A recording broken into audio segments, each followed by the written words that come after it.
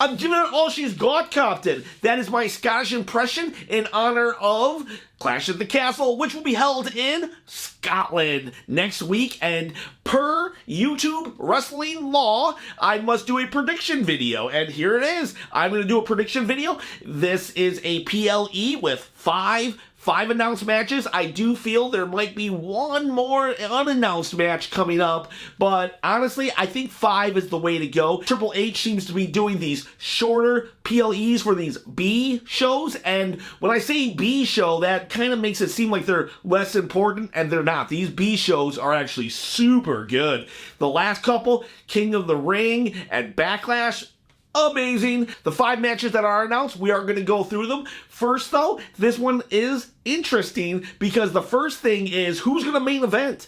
This is an interesting one. The Undisputed Universal title. I don't know what to call it anymore. I'm just going to call it the Undisputed title, but every once in a while I'll probably accidentally call it the Universal title. But the Undisputed title has been the final boss at every PLE since before Roman Reigns even. Roman Reigns has been the champion pretty much for 4 years, and before him even, they usually gave the Universal title the top billing, and it'll be interesting because the World Championship is being fought for by Drew McIntyre, and Drew McIntyre is definitely the hometown hero in this one. He's the conquering hero. He is a heel that will be so over that they're going to make him into a good guy at Clash of the Castle, and it just seems to make sense that he would be the main event. And it is a world title, but for Cody Rhodes to not be the main event will definitely be kind of a black eye in regards to all those people who are saying that we want Roman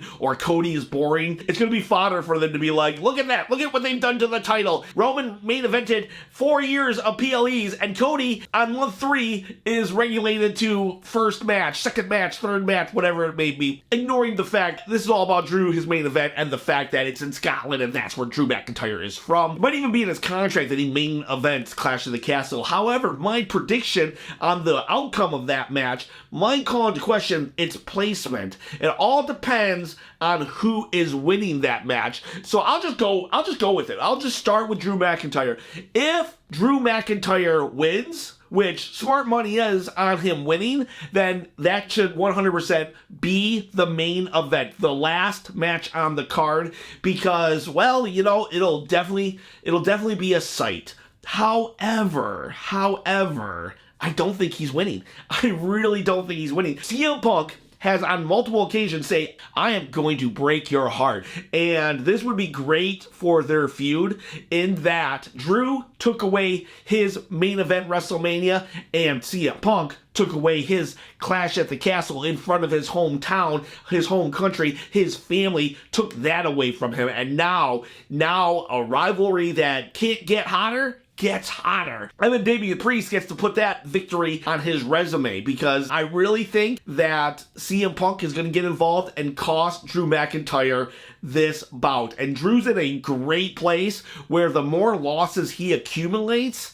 in certain kind of ways actually adds to his character and makes him even stronger and more vicious and more scary, which is a very rare place to be. To be in a place that losing makes you a more of a threat is like, I'm not even sure if it's ever been done to this effectiveness. Drew McIntyre is in a great place. So when he does actually get to hold that title for more than 6 minutes, it's going to be amazing. It sucks because Damian Priest is kind of an afterthought in this. I barely even mentioned him in this prediction. It's literally all about Drew or CM Punk, and it is what it is. I think Damian Priest will go to SummerSlam and lose to Gunther. So if that's the case, put it on first, because the crowd will be so mad and disappointed that to send them home with a Damian Priest victory, CM Punk or no CM Punk, if Drew McIntyre does not win, that crowd, it won't be good. It won't be good. You gotta send them home happy. If Drew wins, it's on last. If Drew loses, it's on first, but I am saying that Drew loses, so it's on first. The next match is the women's tag match, Bianca Belair and Jade Cargill. I'm really happy that they're getting another match. It seems like they're getting a lot of matches, and I really am all for it because I want Jade Cargill to level up as quick as possible. They are fighting Shayna Baszler and Zoey Starks, and Alba Fire and Isla Dawn. I'm going to be honest with you, the Raw division of women does not really excite me. The SmackDown division of women, I am in love with. They got Tiffany Stratton, they've got Bianca Belair, they got Jade Cargill, just a lot of personality. So a lot of this is a Raw women's division, which I am not too, I'm just kind of whatever. Other than Rhea and Liv Morgan, Raw division doesn't really, excite me whatsoever. I do feel that Jade Cargill and Bianca are going to continue their winning ways. However, if they want to get the belt off of them without breaking them up, everybody's under the assumption that eventually something will happen and that will cause Jade Cargill and Bianca Belair to start feuding with one another, and they can go off until their singles runs, because it's gonna happen. They're gonna go back to a singles run. However, if they don't want to make them enemies just yet, you could have one of the other teams win. They could pin each other. Shayna can pin one of the others, and boom, the titles are off of Bianca and Jade. They don't have to be tag champs anymore. They can go on their singles careers without feuding. You have two faces still. So that does pose an interesting hiccup in this whole dynamic, because everyone thinks, oh yeah, Jade and Cargill can't lose until one of them turns on the other, but this presents an opportunity to get the belts off of them. But I'm still going to go with Jade and Bianca. I just think they're going to win it. The third match we're going to go with, Chad Gable versus Sami Zayn. I really thought Chad Gable was going to win at SummerSlam, but I'm going to go with Chad here. I think maybe this gives us an opportunity to have a rematch at SummerSlam where Chad wins again, but I'm going to go Chad. I'm going to go Chad Gable wins here with the help of Otis or something. Chad has lost too many times in the big moment, and now that he's the villain, I feel that his loss last month at King of the Ring in the triple threat, I feel that was an okay loss, but this time has to be a victory. I feel that no matter what, I wish it would have been SummerSlam, but I'm definitely okay with it here. Let's let Chad win. Sami doesn't need it. Sami can go off to fight for Money in the Bank. Maybe even Chad goes off there as well, and their feud can kind of continue within the confines of Money in the Bank, and then go back to SummerSlam where they have one more match and Chad wins again.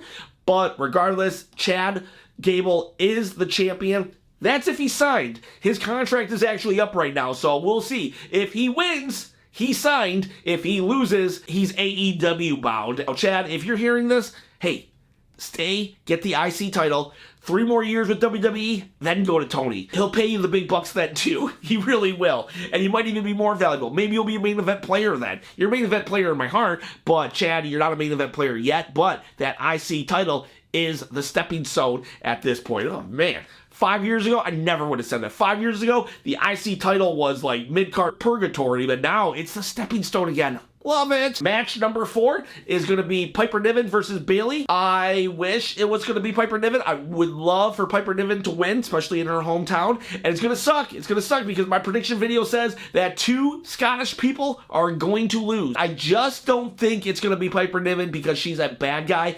And Queen Nia Jax is pegged to fight for the championship at SummerSlam. Now, it would be a cool match to see Piper Niven versus Nia Jax, but unless Piper Niven turns face, total face, it can't happen. And Bayley's too much of a face, and Chelsea Green's too much of a heel for Piper Niven to do it. Now, Piper Niven might be a face in Clash of the Castle because of where she's at, kind of like Drew, but at SummerSlam, she's coming back to be a heel, and Nia Jax is way too much of a heel for them to... They're just not going to do heel versus heel. So Bayley gets the W. It sucks for Piper, but it is what it is. The 5th match is Cody versus AJ Styles. AJ Styles did that brilliant Mark Henry tribute, fake retirement, and he got his match. And Cody Rhodes has said, we're going to make it an I Quit match. And that is interesting. AJ Styles quitting. I don't know if he's ever really quit. I guess he's tapped, but to say I quit and a tapping out, those are 2 different stories. It's got to be Cody. The only way AJ Styles can beat Cody Rhodes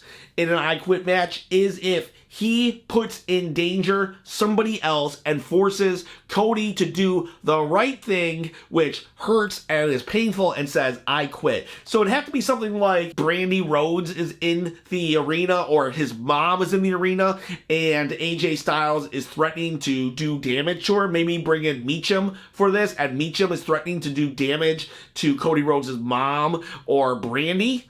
and then Cody says, I quit to protect them. That's the only way I see this happening. But even in that, Meacham is presented as a good guy. Even though she was part of the OC, she's presented as a good guy because on the last SmackDown, her and Queen Nia are kind of feuding. So if Meacham is a good guy, I just don't think she's no longer part of the OC. I don't see it happening. There's no way they're going to let the golden boy, Cody Rhodes, the face of WWE, lose by saying I quit. Can't happen. Cannot happen. Yeah, Cody's gonna win. In all the universes and all the multiverse, Cody beats AJ Styles because there's just too much set up for this to happen. I don't know where AJ will go after this, but I do know that it won't be to the winner's circle because Cody Rhodes definitely winning. The only other match I could see them adding to this would be Grayson Waller and Austin Theory versus DIY. That would be kind of the pre-match, and honestly, I don't care.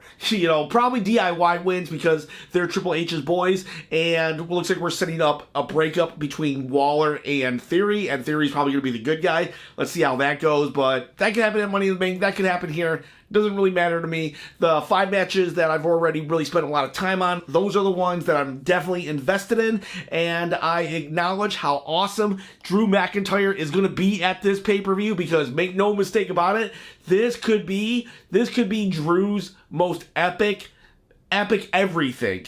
Epic everything from match to entrance to gear to everything. This is where he shines. Win, lose, or, well, there won't be a draw, but win or lose, Drew McIntyre, this is it. This is where we acknowledge Drew. And I hope you acknowledge the subscribe button. Guys, girls, have a great day.